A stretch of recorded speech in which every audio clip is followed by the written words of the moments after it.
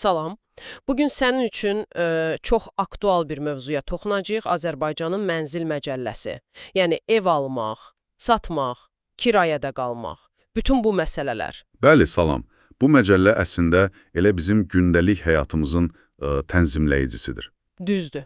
Məqsədimiz də odur ki, bu sənədin, necə deyim, əsas məqamlarını, sənin üçün vacib olan hüquq və vəzifələri aydınlaşdıraq. Elədir. Çünki söhbət təkcə kağız üzərindəki hüquqdan getmir. Həm də rahat, təhlükəsiz yaşamaqdan, qonşularla münasibətlərdən gedir. Gəl başlayaq görək nə var, nə yox. Başlayaq. İlk növbədə ən təməl prinsip mənzil hüququ və onun toxunulmazlığı. Qanun deyəsən bunu çox ciddi qoruyur. Tamamilə. Məcəllənin elə ilk maddələrindən biri deyir ki, dövlət vətəndaşların mənzil şəraitini yaxşılaşdırmaq üçün şərait yaratmalıdır. Və bəli, toxunulmazlıq çox vacibdir. Yəni necə kimsə icazəsiz evimə girə bilməz? Aha.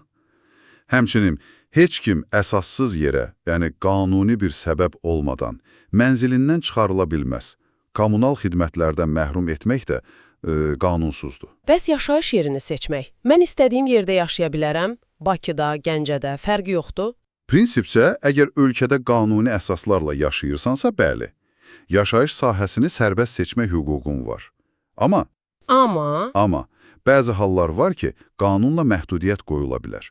Məsələn, deyək ki, sərhəd zonaları var, ya da xüsusi rejimli ərazilər, yaxud ictimai mənəviyyatı, sağlamlığı, başqalarının hüquqlarını və ya dövlət təhlükəsizliyini qorumaq məqsədi ilə. Amma bunlar istisnadır, ümumi qayda azad seçimdir. Anladım. İndi keçək mənzilin öz istifadəsinə. Yalnız yaşamaq üçündür, yoxsa başqa məqsədlə də istifadə etmək olar? Deyək ki, mən evdə işləmək istəyirəm, kiçik bir biznesim var. Maraqlı sualdır, çünki çox aktualdır indi. Əsas təyinatı əlbəttə yaşamaqdır, amma qanun deyir ki, əgər sən orada qanuni yaşayırsansa və ən əsası qonşularının hüquqlarını pozmursansa... Yəni səs-küy salmamaq, narahat etməmək. Bəli. Həmçinin yanğın təhlükəsizliyi, sanitariya-gigiyena qaydaları var, onlara da riayət etməlisən. Bax, bu şərtlərlə sən evində peşə fəaliyyəti ilə məşğul ola bilərsən, fərdi sahibkar kimi işləyə bilərsən. Amma, məsələn, orada sənaye istehsalatı, deyək ki, bir sex açmaq olmaz. Deməli, sakit ofis işi olar, amma səs-küylü emalatxana yox. Tamamilə doğru. Əsas odur ki, yaşayış sahəsinin təyinatına zidd olmasın və başqalarına maneçilik törətməsin. Yaxşı, bəs daha ciddi dəyişikliklər, məsələn, mənzili mağazaya çevirmək istəyirəm və ya içəridə ara kəsməni söküb otaqları birləşdirmək. Bu mümkündürmü? Bax, bu məsələlər artıq bir qədər, necə deyim, mürəkkəbdir və ciddi icazə prosedurları tələb edir. Mənzili qeyri-yaşayış sahəsinə, məsələn, mağazaya və ya ofisə çevirmək olar, amma şərtlər var. Nə kimi şərtlər? Adətən belə tələb olunur ki, mənzil birinci mərtəbədə olsun, ya da heç olmasa onun altında başqa yaşayış mənzili olmasın. Ayrıca bir girişi olmalıdır ki, binanın ümumi girişindən istifadə olunmasın və başqa adamların hüquqları ilə yüklü olmamalıdır. Məsələn, girovda olmamalıdır. Bütün sənədlər, ərzə, mülkiyyət sənədi, mənzilin planı və s. toplanıb müvafiq icra hakimiyyəti orqanına verilir və onlar qərar çıxarır. Aydındır, bəs mənzilin içindəki dəyişikliklər, divarı sökmək, otağın yerini dəyişmək. Ona da yenidən qurma və ya yenidən planlaşdırma deyilir. Yəni, əgər mənzilin konstruktiv elementlərinə toxunursansa, bu yenidən qurmadır və ya sadəcə konfigurasiyasını, otaqların yerini dəyişirsənsə, bu yenidən planlaşdırmadır. Hər iki halda mütləq şəkildə əvvəlcədən razılaşdırılmış və təsdiq edilmiş layihə olmalıdır və müvafiq orqandan icazə alınmalıdır. Deməli, öz başına heç nə etmək olmaz. Gedib icazə almaq lazımdır. Qətiyyən, öz başına icazəsiz hər hansı bir dəyişiklik etmək qanunsuzdur və nəticəsi ola bilər ki, səndən tələb edəcəklər ki, hər şeyi əvvəlki vəziyyətinə qaytarasan, öz hesabına, əlbəttə. Hətta cərimə də tətbiq oluna bilər. Ona görə bu işlərdə çox diqqətli olmaq lazımdır. Çox vacib məqamdır. İndi keçək çox mənzilli binalara. Bizim çoxumuz belə binalarda yaşayırıq. Pilləkən qəfəsləri, liftlər, binanın damı, zirzəmisi. Bütün bunlar kimindir? Kim məsuliyyət daşıyır? Çox gözəl sualdır.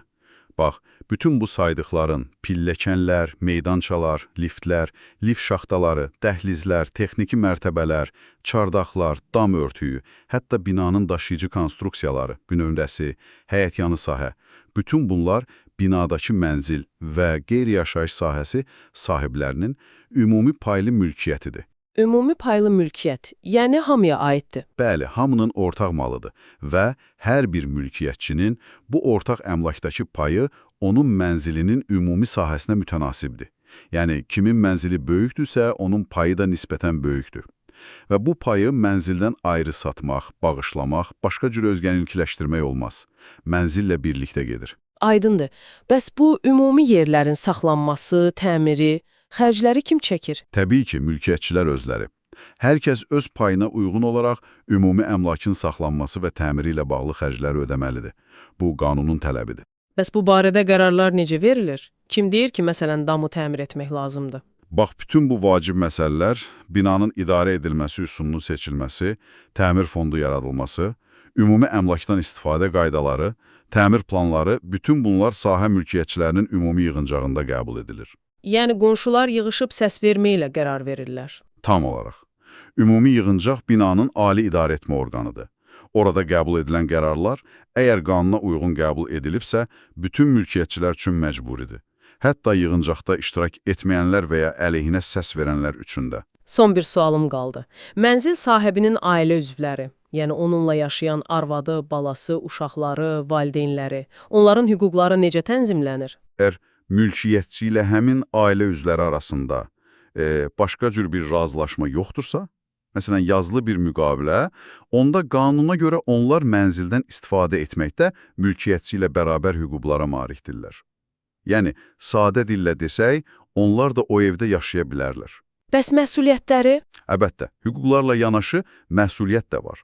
Onlar da mənzildən təyinatına uyğun istifadə etməli, onun qorunub saxlanmasını təmin etməlidirlər.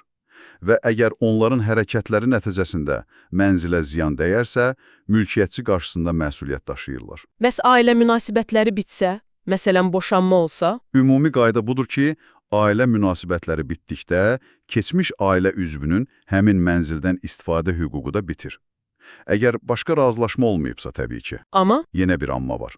Bəli, məhkəmə müəyyən hallarda, məsələn, əgər keçmiş ailə üzvünün başqa yaşayış yeri yoxdursa, ya da maddi vəziyyəti imkan vermirsə, dərhal başqa yerə köçsün, o zaman məhkəmə müəyyən bir müddətə, adətən 1 ildən çox olmayaraq, onun həmin mənzildə yaşamaq hüququnu saxlaya bilər. Deməli, mənzil məcəlləsi həqiqətən də çox şaxəli bir sənəddir. Sadəcə mülkiyyət hüququndan danışmır, həm də istifadə qaydaları, dəyişikliklər, qonşuluq münasibətləri, ümumi məsuliyyət kimi bir çox məsələni əhatə edir. Elədir, əsas ideya hüquqların qorunmasıdır, amma eyni zamanda nizam-intizamın, qaydalara riayətin vacibliyidir. Yəni, sənin hüququn başqasının hüququnun başladığı yerdə bitir prinsipi. Bəli, hüquqlar və vəzifələr həmişə yanaşı gedir. Mülkiyyət toxunulmazdır, amma mütləq deyil. Qanun çərçivəsindədir hər şey. Tamamilə razıyam. Balans qorunmalıdır. Bilirsən, sonda sənin üçün bir fikir formalaşdı məndə. Görəsən, məcəllədə bu qədər detallı qaydaların olması, mənzilin dəyişdirilməsi, o ümumi əmlakın idarəsi və s.